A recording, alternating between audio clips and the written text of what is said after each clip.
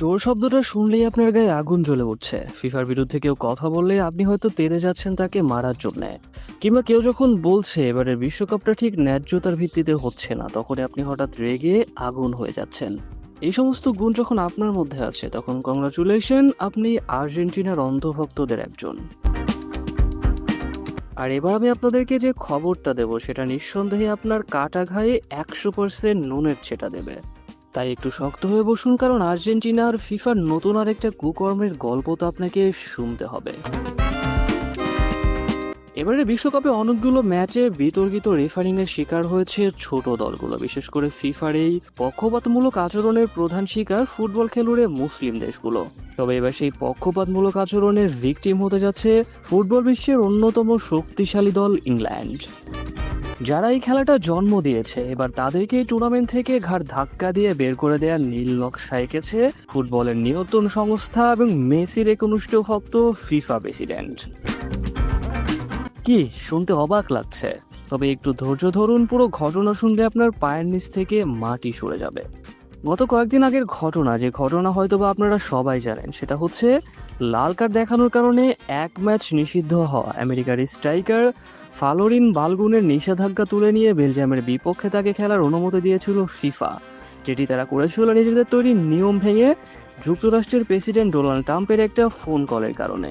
এদিকে এবার ঘটেছে তার বিপরীত একটা ঘটনা, যে ঘটনা শুনলে আপনার গায়ে আগুন জ্বলবে।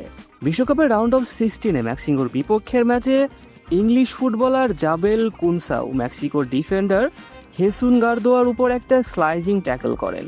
মাঠের রেফারি তাৎক্ষণিক কোনো কার্ড না দেখালেও ভিআর রিভিউর পর তাকে সরাসরি লাল কার্ড দেখানো হয়। বিতর্কিত এই লাল কার্ড নিয়ে যতটা প্রশ্ন উঠেছে, এবার ফিফার একটা সিদ্ধান্তে বিতর্ক তৈরি হয়েছে তার থেকে বহুগুণ বেশি। দর্শক, মাথা খারাপ করা এক সিদ্ধান্ত দিয়েছে ফিফা, কারণ এই লাল কার্ডের পর এখন এসে ইংলিশ ওই গুরুত্বপূর্ণ ফুটবলারকে এক ম্যাচের জন্য নয়, নিষিদ্ধ করা হয়েছে 2 ম্যাচের জন্য। কি শুনে অবাক হচ্ছেন? অবাক হওয়ারই কথা, যেখানে ফিফার নিয়ম বলছে কোনো খেলোয়াড় যদি লাল কার্ড দেখে সেক্ষেত্রে তাকে পরবর্তী ম্যাচের জন্য নিষেধাজ্ঞা দেওয়া হয়। এদিকে কদিন আগে শুধুমাত্র রাজনৈতিক কারণে সেই নিয়ম ভেঙে ফিফা যুক্তরাষ্ট্রের একজন খেলোয়াড়ের উপর থেকে সেই নিষেধাজ্ঞা তুলে নিয়ে তাকে পরবর্তী ম্যাচ খেলার সুযোগ করে দিয়েছিল। এদিকে সেই একই কারণে, একই অপরাধের জন্য এইবার ফিফা আবারও তাদের নিয়ম ভেঙে আরেকজন খেলোয়াড়কে দিল দ্বিগুণ শাস্তি। একদিকে একজন খেলোয়াড় ন্যায্য নিষেধাজ্ঞায় রাজনৈতিক চাপে বাতিল হয়ে যায়, অন্যদিকে আরেকজন খেলোয়াড়কে নিয়ম ভেঙে দ্বিগুণ শাস্তি দেওয়া হয়।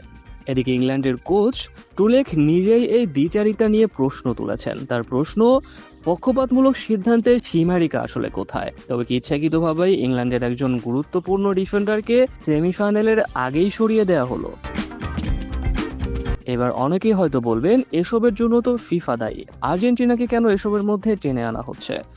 তবে আপনাদের অগ্রগতির জন্য জানানো যাচ্ছে যে নরওয়ের সাথে কোয়ার্টার ফাইনালে ওই ম্যাচ যদি ইংল্যান্ড জিতে যায়, সেই ক্ষেত্রে সেমিফাইনালে আর্জেন্টিনার প্রতিপক্ষ হবে এই ইংলিশরাই।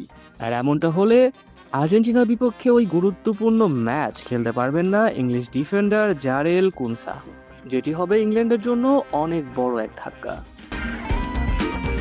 এদিকে ঘটনা কিন্তু এখানেই শেষ নয়। ইংল্যান্ডের আরও কয়েকজন খেলোয়াড় আছে খাদের কিনারায় দাঁড়িয়ে। Declan Rice, Jude Bellingham, Mark Guehi আর নিকোলো রেইলি, এই 4 জন নকআউট পর্বে ইতিমধ্যে একটি করে হলুদ কার্ড দেখে ফেলেছেন। তার মানে নরওয়ের বিপক্ষে আরেকটা কার্ড পেলেই তারাও সেমিফাইনাল থেকে ছিটকে যাবে। আর এর মানে হচ্ছে কমপক্ষে 5 জন গুরুত্বপূর্ণ খেলোয়াড়কে ছাড়াই সেমিফাইনালে খেলতে হবে ইংল্যান্ডকে। কার্যত নাম ইংল্যান্ড হলেও ডেঙ্গুতে আক্রান্ত এক দুর্বল প্রতিপক্ষ পাবে আর্জেন্টিনা, যা তাদের ফাইনালে যাওয়ার পথ আরও সহজ করে দেবে। তো দর্শক, ফিফার এমন নীল নকশা নিয়ে আপনার কি মতামত জানিয়ে দিন আমাদের কমেন্ট বক্সে। আর আপনাদের কাছে আমার একটা প্রশ্ন, একটা টুর্নামেন্টে যখন একজন প্রেসিডেন্টের ফোন কলে একজন খেলোয়াড়ের শাস্তি মাপ হয়ে যায়, তখন আরেকজনের খেলোয়াড়ের শাস্তি কেন দ্বিগুণ হয়ে যায়? এই প্রশ্নের উত্তর হয়তো ফুটবলের নিয়মের বইয়ে নেই, তাই প্রশ্নটা আপনাদের কাছেই করা থাকলো, উত্তরটা দিয়ে যাবেন কমেন্ট বক্সে। আর এই ভিডিওটা আপনার সেই বন্ধুর কাছে শেয়ার করবেন যে গত 2 দিন চোর শব্দ শুনলেই তেলে বেগুনে জ্বলে উঠছে।